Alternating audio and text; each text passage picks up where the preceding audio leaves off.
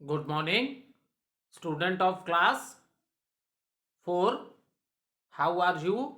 I hope you all are fit and healthy. So, student, today date is 11 January 2021 and I am teaching you chapter number 23 and the name of the chapter is The Land of India.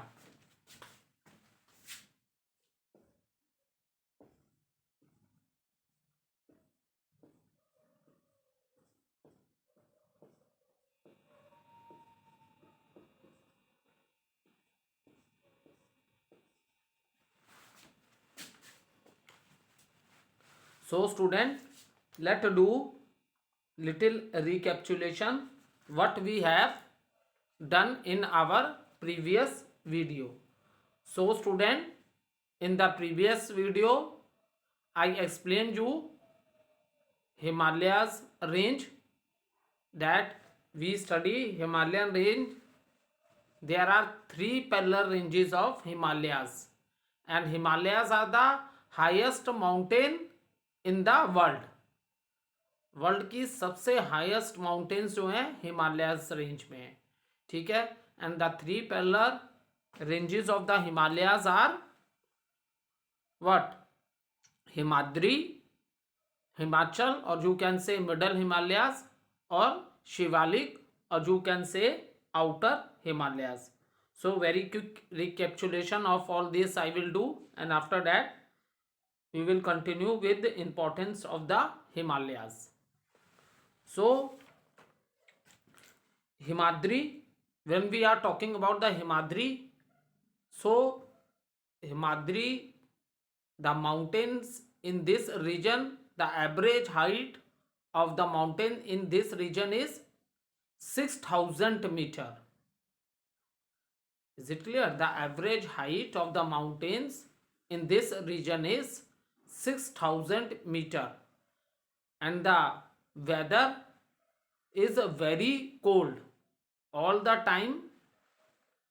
Weather is very cold and all the time the mountains are, the whole year the mountains are covered with the snow. पूरे year mountains किससे covered रहते हैं? Snow से covered रहते हैं. So here the temperature is below 0 degree all the time and that is the reason very less population in this region. Region means area. इसलिए इस area में जो पॉपुलेशन है वो बहुत लेस है. and vegetation found here is also very less, that is fir and shrubs. Okay. जो पेड़ पौधे हैं इस रीजन में वो भी बहुत कम है क्योंकि यहाँ का लैंड क्या है? माउंटेन्स एरिया है ये और बहुत ज़्यादा कोल्ड है all the time. Mountains are covered with the snow and that is the reason the population in this area is very less. And another point is that even जो पेड़ पौधे हैं, वेजिटेशन है, वो भी बहुत लेस है इस रीजन में. ठीक है. फिर उसके बाद मैंने आप लोग को second part which I start discussing with you, that is the Himachal. So Himachal और middle Himalayas, these middle Himalayas, the height of the mountains, the average height of the mountain in this region is about 4,000 meter. ठीक है. ये जो second range है हिमालयास की जिसे हम लोग हिमाचल या मिडल हिमालयास बोलते हैं, इसमें माउंटेन्स की एवरेज हाइट कितनी लगभग दी है बेटा? 4,000 meter. And these range is a very famous for the hill stations. यहाँ बहुत से हिल स्टेशन है and these hill stations attract the tourists from all part of the country also, you can say, or from different countries also come to our country. They visit and on these hill stations, the famous hill stations like Shimla, Nainital, Mussoorie, Darjeeling, Srinagar, these are the few famous hill station in this region, and these places attract lots of tourists. And जैसा मैंने आप लोगों को बताया था, Himadri range में weather क्या है, बहुत कोल्ड था, तो पॉपुलेशन भी लेस थी and vegetation is also less. But in this Himalayas range, that is in Himachal or middle Himalayas, has a thick vegetation of, यहाँ आपको पाइन के ट्रीज मिलेंगे, ओक है, फर है, देवदार है, स्प्राउस। तो यहाँ वेजिटेशन पेड़ पौधे काफ़ी ज़्यादा हैं। ठीक है, इस रेंज में पेड़ पौधे काफ़ी ज़्यादा हैं। फिर नेक्स्ट जो हमने आपसे डिस्कस किया range, that is the Shivalik, और you can say outer Himalayas. So average height of the mountains in this region is 900 to 1100 metre. ठीक है, ये माउंटेन्स ज़्यादा हाइट वाली नहीं है। Is it clear? और it comprise of forest and is suitable for, so in this area, in this region you will see the forest also, and this and land is also available for the cultivation. The most important thing or popular thing in this region is that farmer do cultivation, and this farming is known as terrace farming. In this, the mountains are cut stepwise and the lands are made for the cultivation. So terrace farming and sheep rearing, भेड़ों को पालने का काम होता है। ठीक है, and we get wool from the sheep, you know that. Is it clear?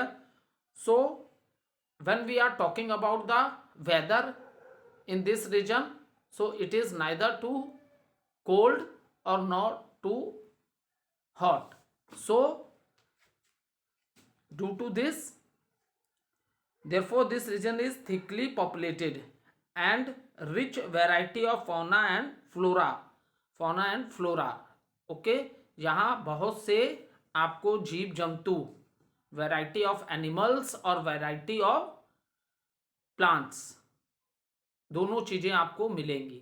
ठीक है, और यहाँ क्लाइमेट बहुत अच्छा है, वेदर बहुत अच्छा है, इसलिए यहाँ पॉपुलेशन भी बहुत ज़्यादा है। Is it clear? And the crops which grow in this region, region means area होता है, the crops which grow in this region are rice, maize, potatoes and fruits. Many animals like tiger है, elephant है, deer are found here in this region, that is Shivalik, or you can say outer Himalayas. Now student, let's discuss the importance of the Himalayas.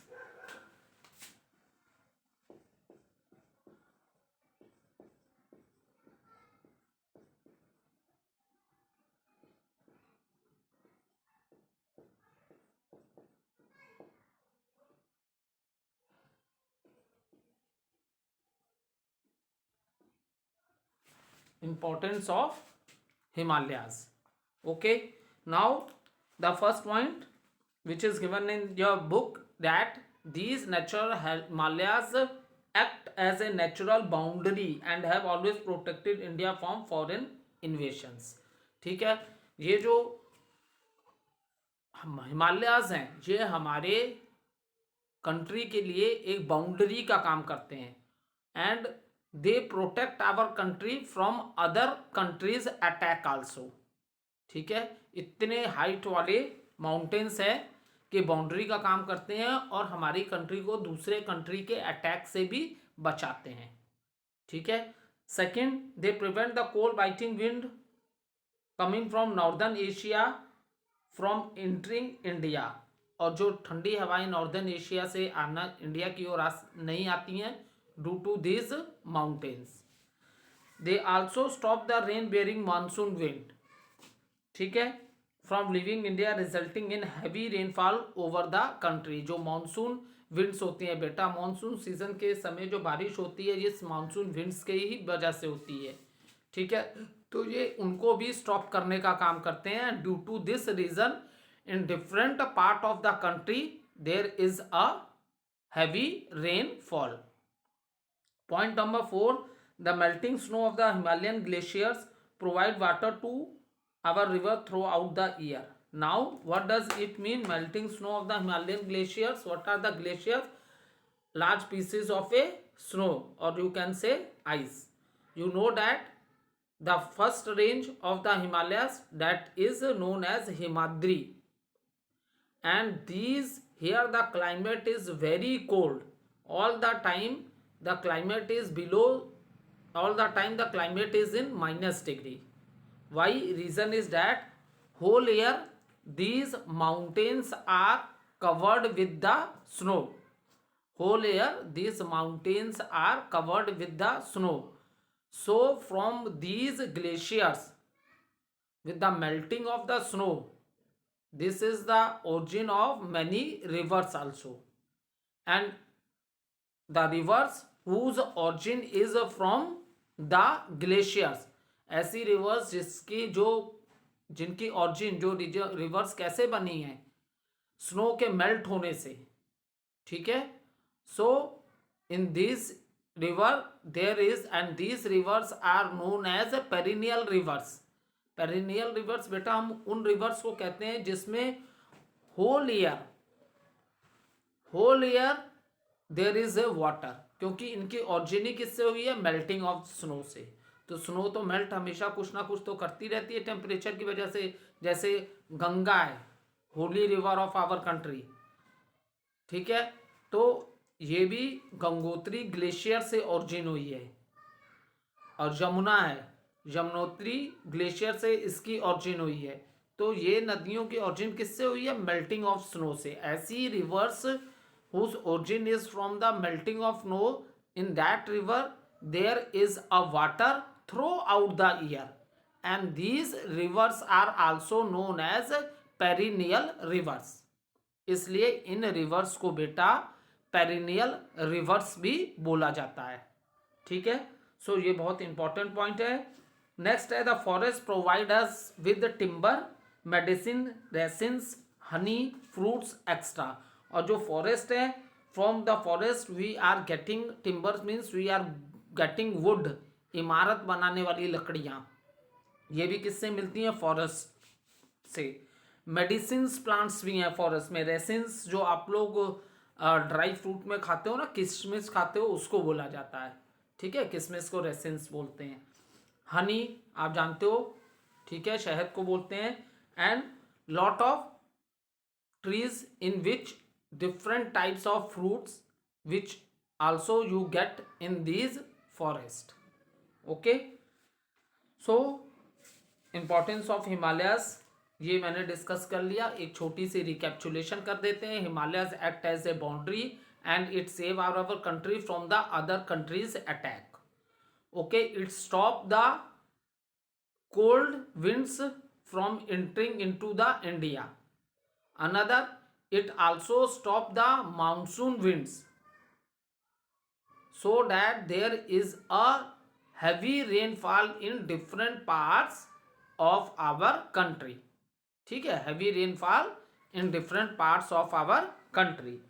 next है, and due to the melting of the snow, जो कि glacier है of the Himalayan glacier, these glaciers are the origins of rivers like Ganga, Yamuna, and these rivers are also known as perennial rivers. मतलब ऐसी reverse जिसमें पूरे साल water रहता है. तो ऐसी रिवर्स को हम लोग क्या बोलते हैं बेटा, पेरिनियल रिवर्स बोलते हैं. और जो फॉरेस्ट हैं इन रीजन्स में, दे प्रोवाइड अस टिम्बर, इमारत के लिए लकड़ियाँ, मेडिसिन प्लांट्स भी हैं, ठीक है, और हनी है, फ्रूट है, रेसिन्स है, ये सारी चीज़ें हमें, ये इस रीजन में जो फॉरेस्ट हैं इनसे we get all these things. Now next is the northern plains. Okay,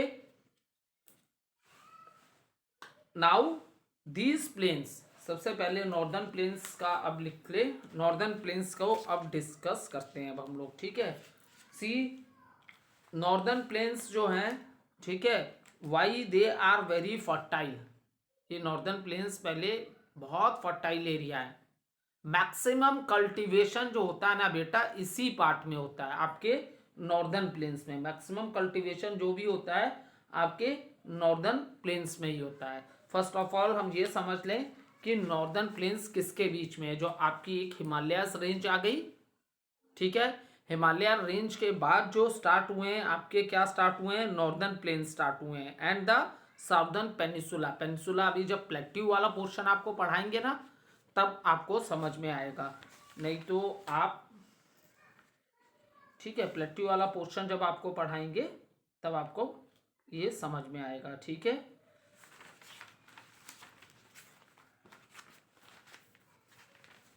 now see northern plains,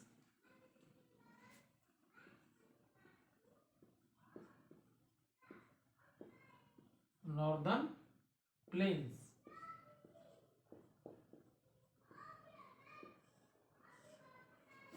so student, these plains, ये किसके बीच में है, these plains lie between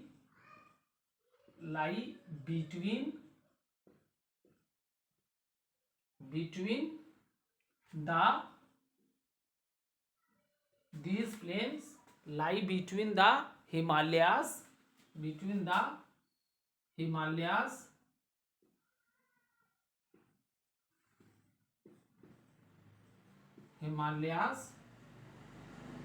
and the southern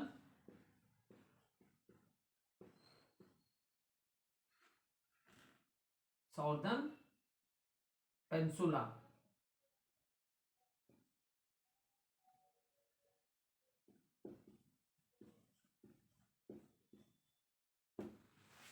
आप लोगों को चैप्टर के स्टार्टिंग में मैंने बताया था ना कि अगर आप लोग इंडिया का मैप देखोगे तो, और नॉर्थ में सारे माउंटेन्स हैं, ठीक है बेटा, नॉर्थ में सारे माउंटेन्स हैं, लेकिन ये इंडिया जो है it is surrounded by water on 3 sides. That is east में Bay of Bengal, west is the Arabian Sea, and the south is the Indian Ocean. our country, it is in the east direction, west, and in the south direction, it is surrounded by the water on 3 sides. East is the Bay of Bengal, west is the Arabian Sea, and south is the Indian Ocean. Is it clear? और यही portion जो आपका peninsula portion बोलते हैं, ठीक है, 3 sided से ये क्या है, वाटर बॉडी से सराउंडेड है। ये बहुत ज़्यादा डिटेल में अभी जब प्लेट्यूज पढ़ाएंगे तब एक्सप्लेन करेंगे, लेकिन इतना आप समझ लो। तो आपके नॉर्दर्न प्लेन्स इन दोनों के बीच में है, हिमालयास रेंज जो है आपके, और जो पेनिसुला पोर्शन है जो ईस्ट और वेस्ट और साउथ से सराउंडेड है, इन दोनों के बीच का जो पोर्शन है that is your northern plains. ये आपके क्या है, नॉर्दर्न प्लेन्स हैं। Is it clear? Now student,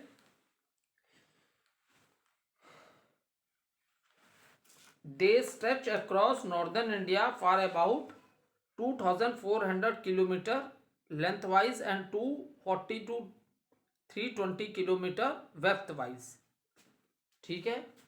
This is also very important point.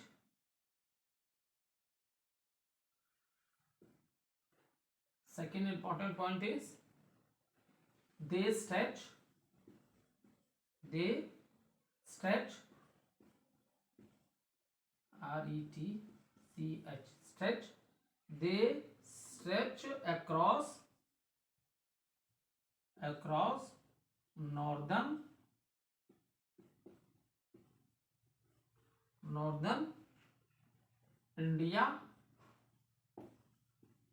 northern India for about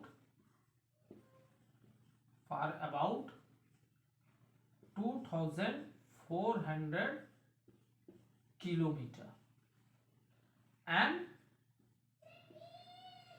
240 to 300 kilometer, 320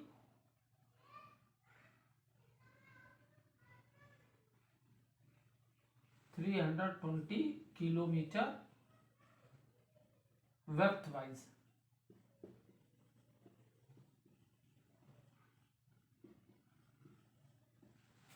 okay, stretch मतलब कितने फैले हुए हैं ये, ठीक है।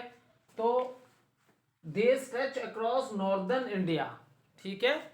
ये जो जिस पार्ट में हम लोग इंडिया के, जैसे हम लोग यूपी में आते हैं तो हम लोग नॉर्दर्न पार्ट ऑफ इंडिया में आए हैं, ठीक है। नॉर्दर्न पार्ट वाला जो पोर्शन है, they stretch across northern India for about, ये कितनी लंबाई है इनकी, 2400 किलोमीटर। और कितने ये चौड़े हैं width wise, that is 242 320 kilometre. Is it clear? In length, लंबाई में ये कितने फैले हुए हैं, 2400 kilometre.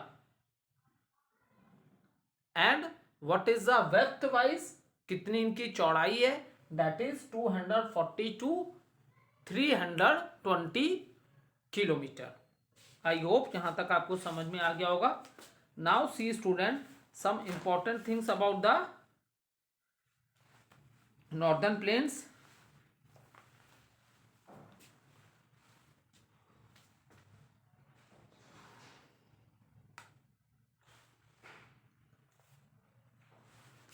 So when we are talking about the northern plains,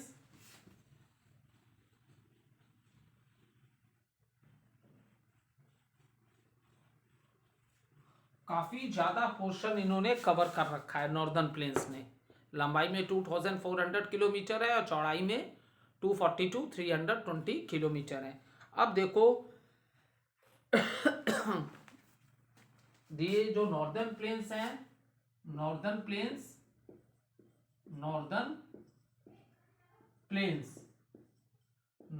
planes are very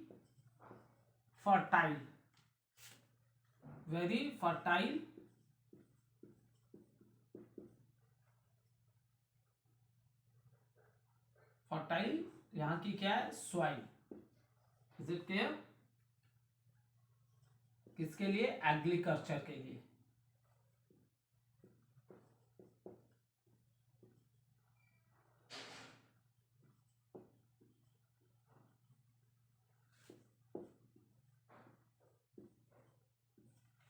ठीक है, northern plains are very fertile, यहाँ की जो सॉइल है वो बहुत ही उपजाई हुआ है, ठीक है। And it is very suitable for the cultivation. Agriculture भी वही होता है, खेती करना। कल्टीवेशन के लिए जो ये लैंड है इस एरिया में, बात समझ में आ रही है।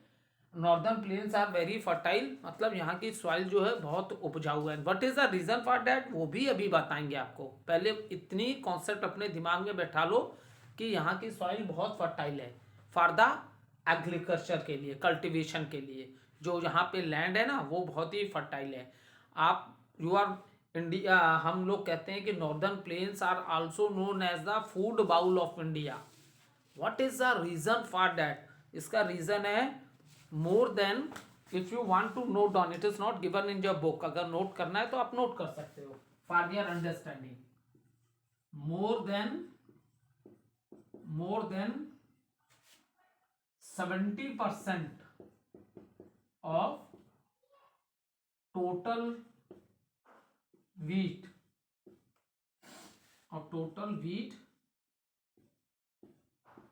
produced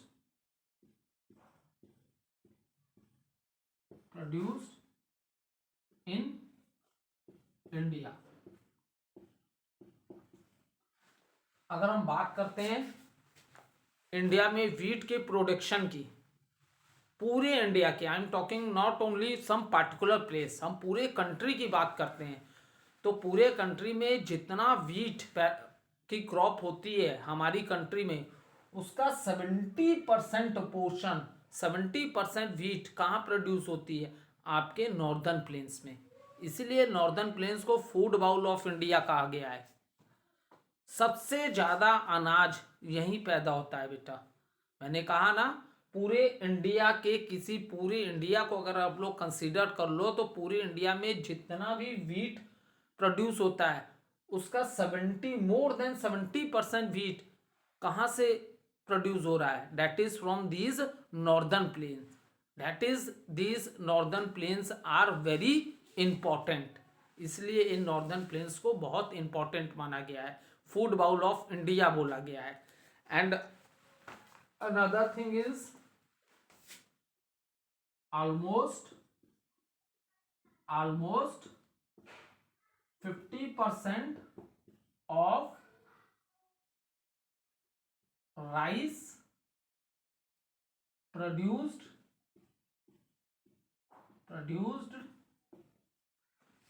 in India. ठीक है.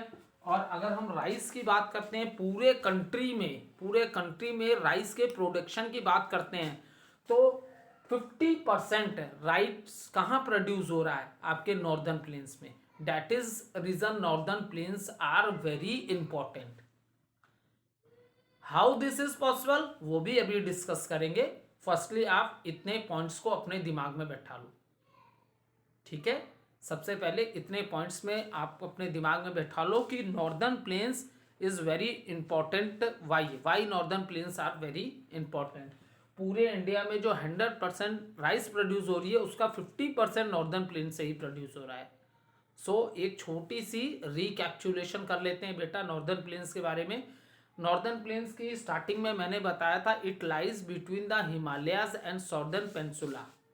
क्योंकि इंडिया की जो ईस्ट, वेस्ट और साउथ पार्ट जो हैं ये 3 साइडेड से वाटर से सराउंडेड हैं. Is it clear? सो ये northern plains lies between Himalayas जो आपके नॉर्थ में हिमालयन रेंज है उसके और साउदर्न पेंसुला के बीच में ये आपके क्या आते हैं बेटा? नॉर्दर्न प्लेन्स आते हैं. इसे आप समझ लो सबसे पहले. फिर next thing which I explain you that the next thing is that मैंने बोला it stretches across about 2400 kilometre length wise northern plains कितने फैले हुए हैं? तो बेटा length wise northern plains 2400 kilometre है. And if we consider breadth wise अगर हम कंसिडर करें कि लंबाई में तो 2400 किलोमीटर है तो ये चौड़े कितने हैं? तो what is the answer? The answer is between 240 to 320 kilometre. Is it clear? Between 240 to 320 kilometre. This is it stretches west wise इसका ये दिया गया है. ठीक है. ये सेकेंड पॉइंट हमने इसमें डिस्कस किया. फिर आफ्टर दैट हमने आपको बताया northern plains are very fertile. Fertile क्या है? इसकी सॉइल बहुत फर्टाइल है and these soil is very suitable for the agriculture purpose और you can say for the cultivation of the crops. Okay. So and the next important thing which I told you about the northern plain is that if we see how much wheat is produced in all part of the country, so out of that 70% of total wheat produced in India that is from the northern plains. Is it clear? More than 70% of the wheat out of 100, more than 70% wheat is produced in the northern plains. Next important thing which I discussed with you that the almost 50% of a rice produced in India by the northern plains. Again it means if we are talking about the 100% production of the rice in the whole country, then out of these 100%, 50% rice is produced by the northern plains. That is the reason, student, these northern plains are known as the food bowl of our country, that is India. So in the next video why these northern plains are so fertile, we will discuss. Okay, thank you student.